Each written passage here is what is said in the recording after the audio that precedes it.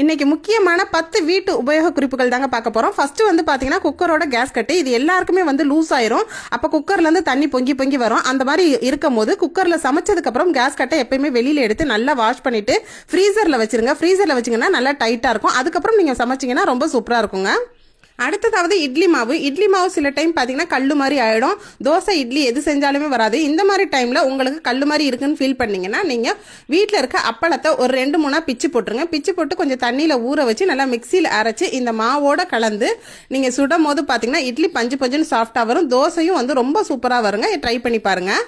அடுத்ததாவது நம்ம சக்கரை வந்து எப்பயுமே டப்பாவில் பாட்டிலில் போட்டு வைப்போங்க. ரேஷனில் வாங்குற சர்க்கரையாக இருந்தாலும் சரி, கடையில் வாங்குற சர்க்கரையாக இருந்தாலும் சரி, அந்த சக்கரை பார்த்தீங்கன்னா கொஞ்சம் நாளில் நிறைய வந்து எறும்பு சுற்றி அதில் வர ஆரம்பிச்சிடும். அதோடு இல்லாமல் சக்கரை வந்து கட்டிப்பட ஆரம்பிக்கும். இந்த மாதிரி டைமில் நம்ம சக்கரை எடுத்து சாப்பிடும் போதே ரொம்ப கஷ்டமாக இருக்கும்.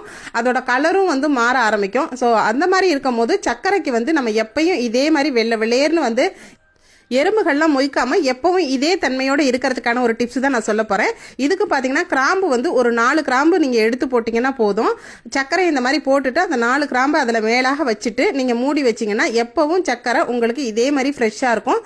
எறும்பு உங்களுக்கு ஒரு எறும்பு கூட சர்க்கரை கிட்ட வராது. ஏன்னா கிராம்பு வாடையை எறும்புக்கு பிடிக்காது. அடுத்ததாவது ரவா நீங்கள் பயன்படுத்துகிற ரவா பார்த்தீங்கன்னா வறுக்காத ரவாயாக இருந்தால் உடனே வந்து வண்டு உளுந்துரும். ரவா பார்த்தீங்கன்னா முடிச்சா அதில் உள்ள ஆரம்பிச்சிடும். அதுவும் இந்த மழை காலத்தில் பனி காலத்தில் இந்த மாதிரி ரவா வந்து நமக்கு எப்பயுமே வாங்கி வைக்கிற ரவா வந்து கட்டிப்பட ஆரம்பிக்கும். ஸோ எப்பயும் இதே மாதிரி ரவா உதிரியாக இருக்குன்னா முதல்ல வறுத்து வச்சிருங்க. அப்படி சப்போஸ் உங்களால் வறுத்து ரவாவை வைக்க முடியலன்ற பட்சத்தில் நான் சொல்கிற இந்த ஒரு பொருளை மட்டும் இதோட சேர்த்திங்கன்னா ரவா எப்பயுமே வந்து உங்களுக்கு ஃப்ரெஷ்ஷாகவே இருக்குங்க.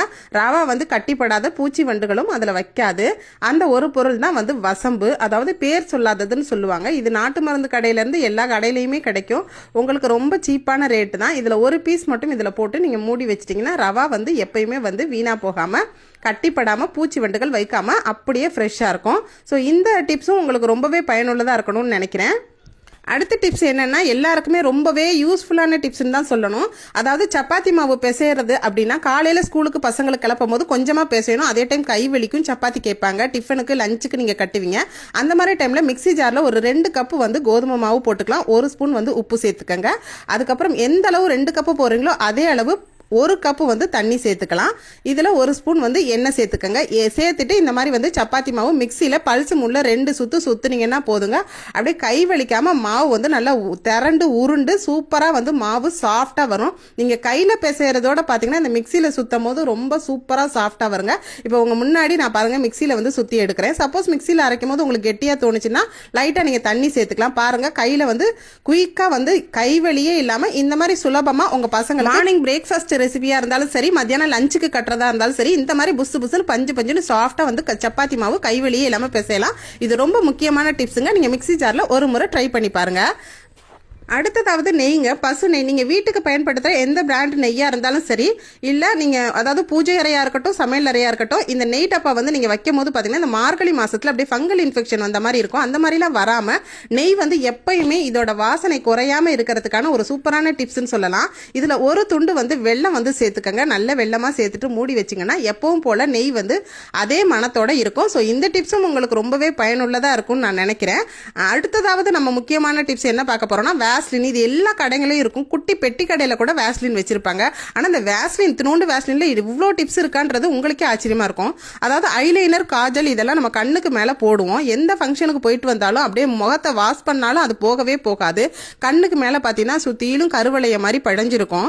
இந்த கண்ணோட மேல் பகுதிகளாக ரொம்ப சென்சிட்டிவான இடம். இந்த இடத்துல வேஸ்லினை வந்து இந்த மாதிரி அப்ளை பண்ணிட்டு லைட்டாக வந்து தேய்ச்சி கொடுத்தீங்கன்னா வலியே இல்லாமல் உங்களுக்கு க்ளீனாக வரும். அதே மாதிரி நீங்கள் ஐலைனர் போடும் போதும் லைட்டாக வந்து இடங்களில் பட்டுருச்சுன்னா கூட இந்த வேஸ்லினை வச்சு நீங்கள் அப்ளை பண்ணலாம். தேங்காய் எண்ணெய் வச்சிங்கன்னா முகமே எண்ணெயாக மாறிடும். ஸோ இதை நீங்கள் ட்ரை பண்ணுங்கள். அடுத்ததாவது நம்ம லிப்ஸ்டிக் போடும் போது ரொம்ப ட்ரையாக இருக்கும் லிப்ஸ்டிக்கு. அந்த மாதிரி லிப்ஸ்டிக்கு நீங்கள் வேஸ்லின் அப்ளை பண்ணிட்டு லிப்ஸ்டிக் போட்டிங்கன்னா பாருங்கள் அவ்வளோ சூப்பராக ஷைனிங் கொடுக்கும். உதட்டுக்கும் நல்லது. இப்போ இதை உடனே இந்த மேக்கப் வந்து நம்ம ரிமூவ் பண்ணணும்னாலும் நீங்கள் இதை பயன்படுத்திக்கலாங்க. கொஞ்சம் கூட வலியே இல்லாமல் அழகாக சாஃப்டாக உங்களுக்கு ரிமூவ் ஆகிடும். ஒரு காட்டன் கிளாஸில் தொடச்சிட்டு வேஸ்லின் அப்ளை பண்ணிவிட்டு நீங்கள் ரிமூவ் பண்ணிக்கலாம். இது மெயினாக பார்த்தீங்கன்னா சின்ன குழந்தைங்களுக்கெல்லாம் கண்டிப்பாக நீங்கள் இந்த வேஸ்லினை வச்சு மேக்கப் வந்து க்ளீனாக வந்து ரிமூவ் பண்ணிடலாம். இது ரொம்ப யூஸ்ஃபுல்லான டிப்ஸுங்க. அடுத்ததாவது நம்ம வந்து இந்த வேஸ்லினை வச்சு ரொம்ப முக்கியமாக வந்து நிறைய பூட்டுகளில் பார்த்தீங்கன்னா ஃபுல்லாக வந்து டைட் ஆயிரும். அதாவது இந்த மழை காலத்துலலாம் தண்ணி இறங்கி துரு பிடிச்சிருக்கும். இந்த மாதிரி டைமில் நீங்கள் எண்ணெயை விடுறதோட வேஸ்லினை அப்ளை பண்ணி திறந்து பார்த்தீங்கன்னா நல்லா ஈஸியாக வந்து திறக்க வருங்க. இது ரொம்ப ரொம்ப முக்கியமான டிப்ஸ்ன்னு நான் நினைக்கிறேன். இதை நீங்கள் ட்ரை பண்ணி பாருங்கள்.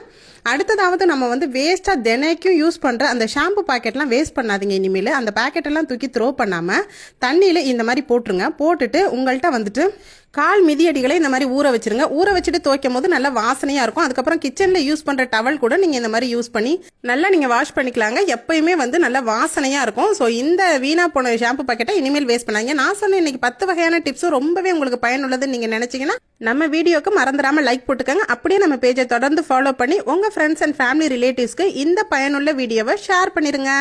நன்றி. தேங்க்யூ.